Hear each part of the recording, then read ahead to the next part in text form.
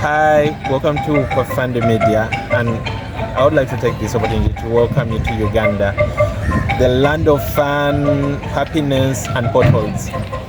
The Pearl of Africa. The Pearl of Africa. Hello everybody, welcome again to my YouTube channel. In today's video, I'm right here in Uganda, right here in Kenya. You know, Uganda, our neighbor has decided to bring Uganda in Kenya. So in today's video, I'm meeting a brother from another mother all the way from Uganda. What is your name, brother? Andrew Kagwa. Andrew Kagwa. Yes. Okay, so is this your first time to be in Kenya? Not my first time, but my first time in Mombasa. Your first time in Mombasa? Yes. So where was your first time in Kenya? I've been to Nairobi a couple of times for art exhibitions. I usually go for art exhibitions. And then there's a time I came for a film event. Then other time, all the other times have been art-related things. Tell me, what was your expectation before you came to Mombasa? Now that Mombasa is your first time, or rather Kenya, let me just say Kenya basically. Okay. One, I thought I was coming to a beach. To a beach? Yes. When you're coming to Kenya, your first time? No. When I was coming to Kenya for the very first time, because I studied with a lot of Kenyans. So, I was thinking of ugali, like ugali, nyama choma. But then I was also told there are taxis where people jump out of when they are moving. Yeah. You pay and then you jump out. Oh! So I thought I would see those things. And then there is that thing where Kenyans are always telling us they are the biggest economy of East Africa. And so when we come to Kenya, we feel like we've gone to Europe. Yeah. So I wanted to see that. You wanted to see the Europe of Africa. The Europe of Africa. So was it the Europe of Africa you saw? Truth is, okay, Ugandans will see this and then some of them will hate me. But just say it to the end. We got critics. Yeah, they kind of made me feel kind of ashamed of our country, like the city. Like you look at it and you're like, okay, Nairobi, like it's a bit far. Okay. Yeah. So let's talk about Mombasa. What was your first expectation before you came to Mombasa? Yeah, I thought I was coming to a beach. To a beach? Yes, every so you just thought everywhere you walk it's just a beach, water? It feels like when people are talking about Mombasa, it feels like it's like a massive beach. Yeah. The same way people talk about Zanzibar and you're like, it could be a massive beach. And blue skies. So basically that's what I was thinking about. I didn't really think a lot of finding a city functioning. I was just thinking of the beach part of the beach part of it. There are no beaches in Uganda? They are. But small ones, the sun not is many. Not really as white. The sky is... Okay, so with Photoshop, it's blue. Okay, so what do you think about our beaches? I know the other day you were in Mombasa. I mean, on the southern coast, Diani. One, I like the beaches. Wow, they're really exceptional.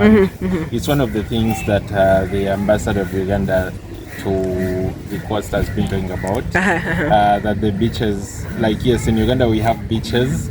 But when you look at the beaches in Mombasa, they are really... I looked at the beaches in Uganda. I know Ugandans might come for my neck. Don't say. Okay. Yeah, it's a secret. Okay.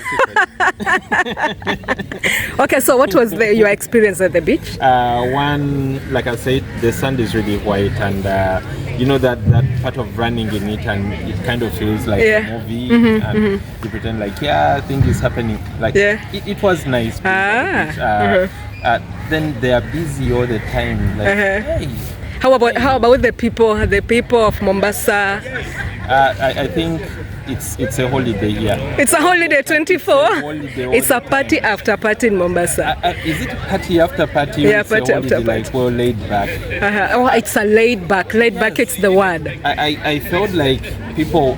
Okay, I came here during the weekday. And then when you go to Kampala during the weekday, or when you go to Nairobi. To Nairobi, you find people are running things, people are walking, everything is happening so fast. And then you come here and people are Life is happening. Life is happening.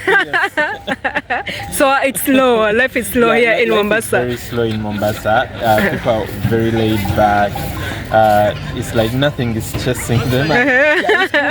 To feel like nothing is chasing There's no hurry in Africa. You can really find it in Mombasa. Yes. That is where it really applies. They do not have to hurry. How about the food? I've not really tasted a lot of their food because I've been very unlucky that I'm here for the Uganda festival. So you've been eating, yeah. But I ate pilau. How was it?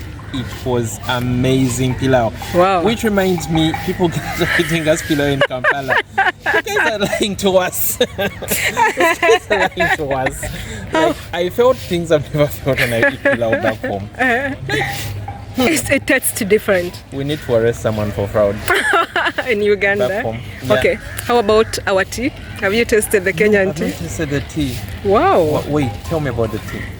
No, we got our tea because we are the largest producers of tea. Like tea? Yeah, tea. I took tea with salt water. How? I had dipped in my Karacho tea bag and I felt very slowly. Tell me about that.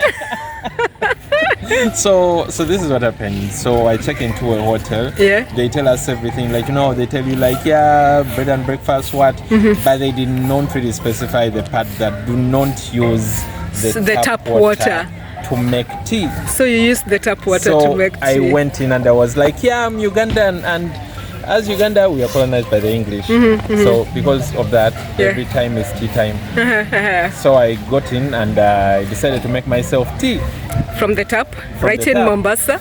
In Mombasa. And then I get to that part of taking it after dipping in my Karacho. Like, Karacho is very expensive in Uganda. Yeah. So, like, you do not just waste Karacho. Yeah, you don't. You have to be careful. Yeah, so I put my Karacho in this tea and only to take it and it sounds like a solution.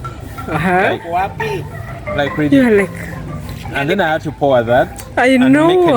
And make another cup. Probably the cup is dirty. So the feeling you are like, what is it tasting? It was tasting different. Yeah. It's like sugar, salt mixed together, and you couldn't understand it. I couldn't understand. Like I thought that maybe the water that's coming from the tap is not from the ocean. That's what you thought. But no, that's what I thought. So when I made it again and it tasted the same, I knew something is wrong. Something was wrong. So where did you get the water that doesn't have salt? Bottled water? Yeah, so man, now that's the other thing. Like you know how the red flags are there, but you just keep ignoring. Yeah. You got like water. We came and these guys gave us 3 bottles of water. Like bottles, and they're like, free on the house. So for you, it was just drinking water. Yeah. You didn't know you could use it for cooking. To make tea. So when I tried to test the water from the tap and I noticed it was tasting like a bit like the tea I had made, then I was like, geography. Yeah. Geography told us seawater is salty water. It's salt water. For the first time, geography was important. Okay. Still in Nairobi, we still got some places that we got salt water. It's not everywhere. Wait, even in Nairobi? Yeah, even in Nairobi. I used to stay in a place called Ngong. The tap water, it's salty. I think there's some type of soil. Is it the cotton soil or what? Some dark. Wow. Dark soil. Most of it. I don't know if my listener can be able to see that. It's a bit dark. It usually produces salt water. Wow. Yeah. Wow. So just to be safe while in Mombasa, just ensure you get some bottled water. Yeah, but they give it out. They give it out, like you check in and they have water available. Like you don't even know why they're being that abundant. They're like, take. And that's a red flag. So are you still around in Mombasa? I'm leaving tomorrow because the festival ends today. Yeah. Okay, maybe you are parting shot? The whole experience in Mombasa? It's been amazing. It's very, very hot. Very hot. Like, man, at the end of the day... I wish you were here. At the end of the day, Uganda is a part of Africa. Like, at the end of the day, you might want to disagree, but Uganda is actually the pearl of Africa because we can experience like 5 seasons in a day. Like it rains in the morning, and then before you know, there is sun, so we do not really dress up for the weather. But here, man, it's been hot. Like there was a time where you felt like you're breathing hot air. So like it's been that hot. But at the end of the day, I enjoyed it. Jordan, Mombasa, like right now we are doing this video. Do you know it can just start raining? Okay. And we just go somewhere for a few minutes and we continue with the video right here, like after 5 minutes. Oh, okay. Yeah, that also happens in Mombasa. Right. But this season, I can tell you, it's not hot the way you think. I wish we came here like a month ago. From November, December, January. Okay. It's hot, my friend. It's very hot. So this is not hot. This is actually this is cold. Trust me, you can find this hot. Really? Yes. This is not hot. This weather right now, it's not hot. Yeah. Okay. But anyway, to all the Kenyans out there, please come and visit Uganda. And I know many Kenyans love nyege nyege. Okay. They should come and they love Uganda Waraj. Let's do this. All right. Thank you. I should be there next for the Nyege Nyege festival. You should.